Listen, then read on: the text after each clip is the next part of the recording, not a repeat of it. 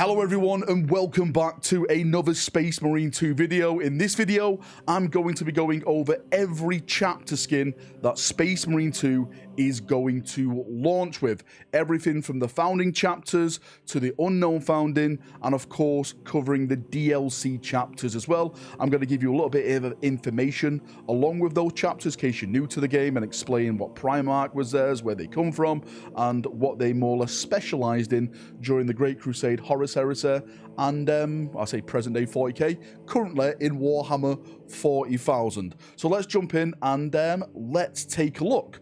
So this is the customization hall. This is where you can select all your chapters, and the first big thing to notice is on the left side we have 3 different buttons, and the first button, which is selected right now, is the founding chapters, and in this panel is the main Space Marine chapters. The second button is unknown founding, where it's other chapters which we don't really know their gene lineage, and it's a bit of a mystery where they actually come from. And the third button is the DLC. You can see the Ultramarine symbol on there, and that is successor chapters belonging to the Ultramarines chapter. I do predict that some of the big things we're going to see when it comes to customization in this game is DLC packs with chapter theme. So for example, they may do a Blood Angels one next, and it has all the successors of the Blood Angels. They may do an Imperial Fist one, some of the successors from the Imperial Fist one as well. But for now, let's jump back and let's go through some of the main founding chapters. So to start off, of course, we all know this game is based on them. It is the Ultramarines, the Sons of Guilliman, the 13th Legion, okay? These are kind of like the poster boys of Warhammer 40,000 when it comes to Space Marines. You've probably seen it all already, all over everywhere, that they're just painted. Everywhere you go, you can not see a Ultramarine. So the Ultramarines are, of course, in this game. Next along, what we have is the Sons of Sanguinius, the Blood Angels. The Blood Angels are one of the coolest chapters out there. They're about to actually get a chapter refresh right now on the tabletop, but also they are a bit different from other chapters because they have two gene defects. One is the Red Thirst, which makes them go completely bloodlust and just want to kill everyone in front of them, and the other one is the Black Rage, where they are overcome by Sanguinius' final hour, and they basically turn into Sanguinius in a way, like mentally turn into Sanguinius, and they see everyone as Horus, and yeah, they want to fight Horus and take him down. So the Blood Angels, rule of cool, they kind of specialize in I say like kind of like Vanguard fast attack, quick striking from the heavens, like the hammer on the battlefield. Really, really cool. Next along in this, we have, of course, the Sons of Dawn, probably one of the greatest legions, one of the greatest chapters the Imperium has, biased aside. They are known as the 7th Legion, and they specialize siegecraft, building fortresses, all that kind of awesome thing. If you like castles, if you like building walls, then these chaps are the ones for you. They have a lot of notable successor chapters, one being the Black Templars, who have their own separate codex actually in the game, which is really, really cool, and you know, they specialize in close combat. Next up on the founding chapters is the White Scars. As you can see here, the White Scars are really, really cool. The Sons of Chogoris, Sons of Jagatai Khan, these are all about going fast, riding bikes into battle, and basically just taking the heads of their opponents, slashing them down, and they have some absolutely awesome history, especially so at the Siege of Terror. Jagatai Khan and the White Scars led a counterattack on spaceports, and it was renowned. It was echoed through history of the epic battles that they did, fighting for the civilians on Terror and stuff like that. So yeah, a very, very well-respected chapter, and probably one of the coolest color schemes out there as well. If only I could paint white, I'd probably have a full chapter of these. Next up, we have the Dark Angels. Well, there is a lot to talk about with the Dark Angels. Their Primarch has just come back to Warhammer 40,000, Lionel Johnson. That was the big thing that ended 9th edition. The Dark Angels have a reputation for keeping secrets, because during the end of the Horus Heresy, a big chunk of them did go to the traitor side. When the Lion returned to Caliban, Caliban opened up on the Lion, and the Lion went down and blew up the planet, and a lot of them were spread across time and space, and that's why you have the whole Fallen storyline and the Raven Wing that hunt them down. There's a lot of secrets. There's a lot of history with the Dark Angels. They were the first. They were the first Legion. The Emperor entrusted them with some of the most dangerous technology that was recovered by him during his crusades on Terra. So yes, these chaps have a lot of secrets and a lot of dangerous weaponry at their in their arsenal. Next up is the Iron Hands, the Sons of Ferrus Manus. These chaps absolutely love to take an Anadin for their headaches because their Gene Father was the first Primarch killed during the Horus Heresy on Isfahan. Ferrus Manus got ahead of himself. Sorry, there's so many puns in this. And he literally lost his head to his most beloved brother, Fulgrim. The Iron Hands are all about augmenting their body, like changing their arms to put in augmented hands on, legs on, stuff like that. They're kind of, as I like to say, they're kind of a mix between Space Marines and the Adeptus Mechanicus. Like, they love, like, beat, bop, bop, robot bits and all that kind of stuff. So if you're into, like, AdMech and you're also into Space Marines, maybe this is the chapter that you might fancy playing in the game. Next up, we have the Space Wolves, and this chapter has a long-standing loyalty and it's very, very renowned in the Imperium. During the Great Crusade / the Horus Heresy, they were known as the Emperor's Executioners. The Emperor sent them to Prospero to bring Magnus back for his shenanigans doing psychic stuff, and they ended up burning the place down. And Leman Russ, their Primarch, had a battle with Magnus and he broke his back, and Magnus got ported away and he went and founded the Planet of Sorcerers and stuff like that. But the Space Wolves, they're kind of like Vikings in space for new people. I know a lot of people have been memeing on them recently, calling them like dog boys and stuff, but I highly respect the Space Wolves. They have a great color scheme, they have a great history, rich history, and one of the oldest Space Marines currently serving in the Imperium right now, beyond the Fell-Handed, comes from the Space Wolves. He's still around, 10,000 years old. He walked with the Emperor. He is a dreadnought, and they just charge him up to tell him stories and, how it was back then and how cool it was. Next on, we have one of my favorite chapters, the Salamanders. The Salamanders, the Sons of Vulcan. One of the most likable, one of the most respected chapters in the Imperium. They will always put humanity above everyone else. Even if it means their death, they would try to save the civilians.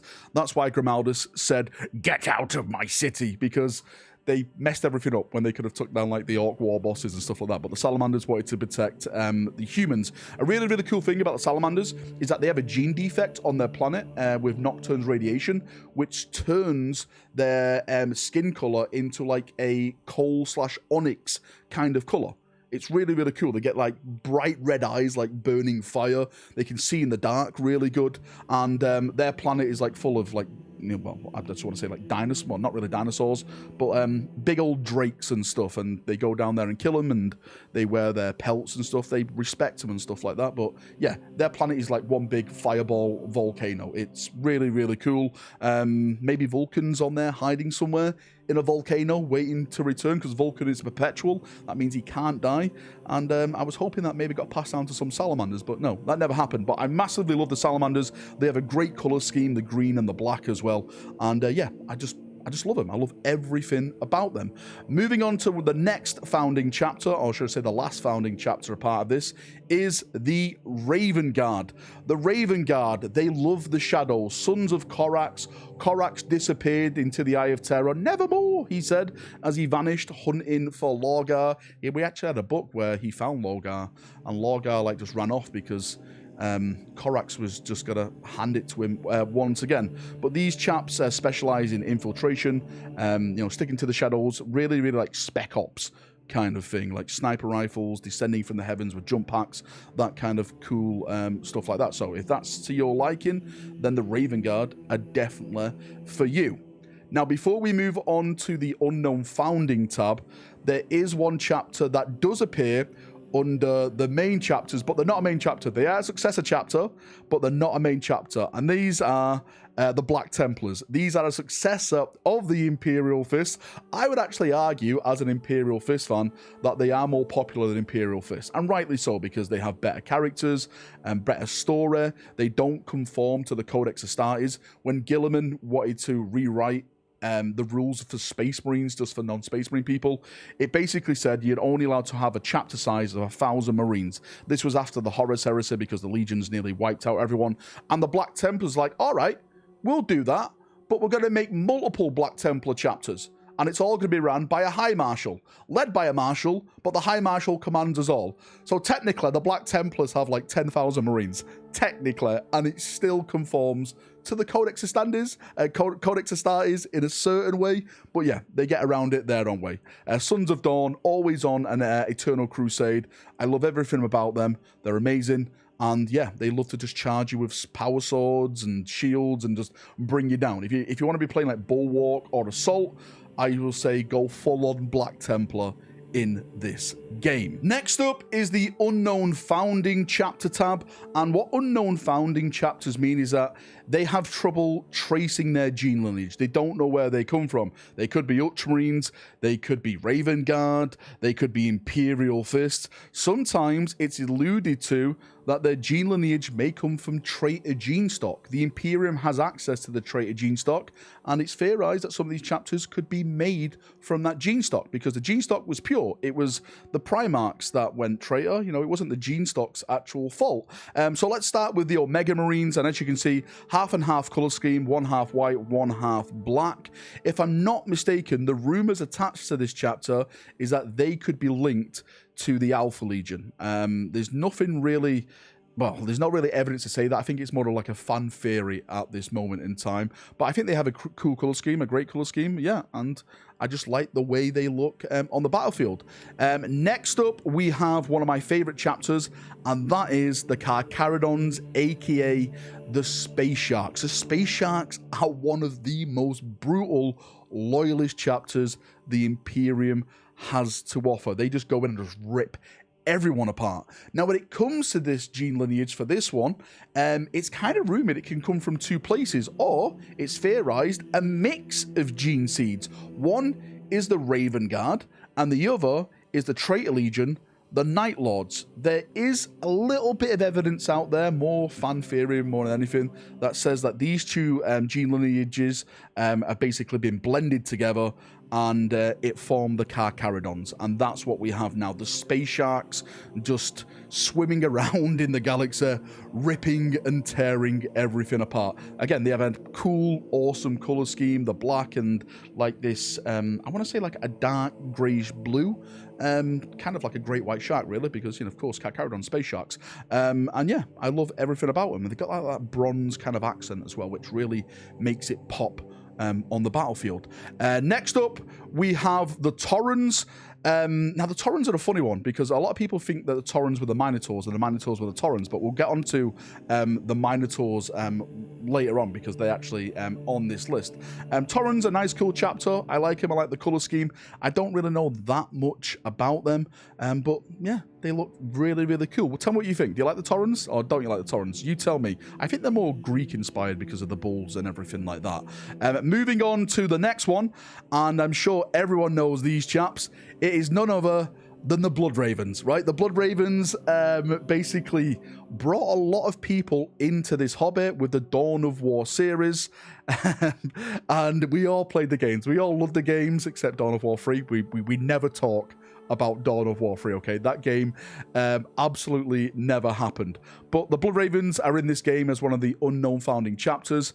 There's some cool fan theories out there that these chaps could be linked to the Thousand Sons because the abundance of psychic gene seed in their ranks. There's other theories out there, but I think it's the rule of cool that maybe they can be attached to Magnus's stock. I think that would be a really, really cool way for them to go. But yeah, there we go. Blood Ravens in this game, fan favorite. Hopefully that keeps you all happy. Next up, we have none other than the Red Scorpions. I absolutely love the Red Scorpions. I think it was a Forge World book, if I'm not mistaken, that they came out with. Was it the Armor Imperialis books or something? Someone help me out in the comment section. But I love the Red Scorpions. They have one of the coolest color schemes. Again, that kind of grayish, the black, the gold, the yellow stripe down their helmet. Again, these are linked to a Traitor Legion. If I'm not mistaken, it's the World Eaters, but I've also heard Word Bearers as well. World Eaters or Word Bearers. Again, a lot of fan speculation out there, what it could be, who they could be linked to. But all in all, they're a really cool chapter. They have a lot of rich history, and yeah, really cool. If you want to go and check them out, go and read more about them on the Wiki. There's so many stories with this chapter in there. Moving on, we have the Storm Giants, and I may embarrass myself in this video right now, but I am 99.9% sure that the Storm Giants are alluded to be sons of Jagatai Khan. I think they're called the Storm Giants because they have a kind of weird gene defect where it makes their Marines bigger than other Marines. So they're called like Storm Giants. They bring the storm, you know, because, you know, the storm of the White Scars, and they're giants. Again, I could have completely embarrassed myself, and I may be thinking of another chapter just at the top of my head. But Storm Giants, they look cool. They look fantastic. Yeah, great job on this skin. Next up, here we go. Oh boy, we had to get there, didn't we? The Minotaurs. There's a lot of things I like to say about the Minotaurs. If you've checked out my channel, I have spoken a lot about the Minotaurs because this chapter is nothing but heresy. Now, I know 100% that these chaps are founded with the Iron Warrior gene seed. How do you know that, Valrak? I know that because the author who made this chapter came out on Facebook and stated it. He said the Minotaurs were based off the Iron Warrior gene seed. So I don't care what Games Workshop tries to do, okay? If the author of this chapter, who founded this chapter, said that Iron Warriors, then that's where they come from, the Iron Warriors. These chaps are basically the boot kissers of the High Lords of Terror. The High Lords give them like all the best weapons and all the best tanks because the High Lords use them as kind of their personal Adeptus Astartes chapter. Their chapter master, by the way, there's a lot of rumor that he may be a cyborg, but you know, that is another topic for another day. But go and check them out, Minotaurs.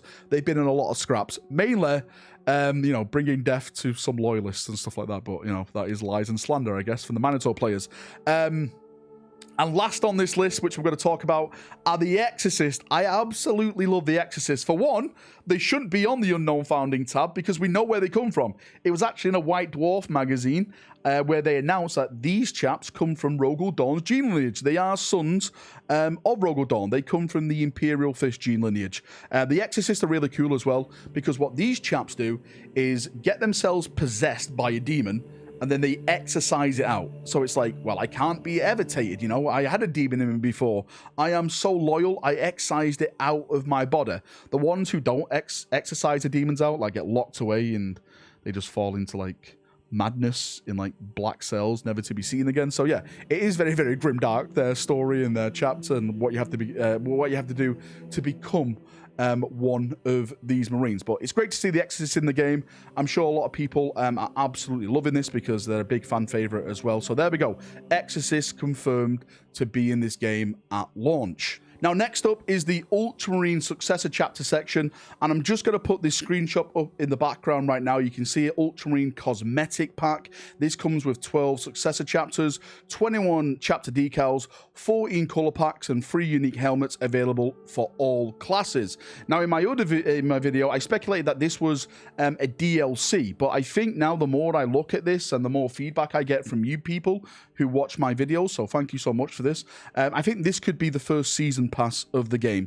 The developers haven't confirmed this at all. We're just playing a guessing game at the moment, but it looks like this is going to be one of the first big things that you have to buy in the game if you want to get access to more Ultramarine Successor Chapters. So let's jump in and actually let's go through these chapters right now.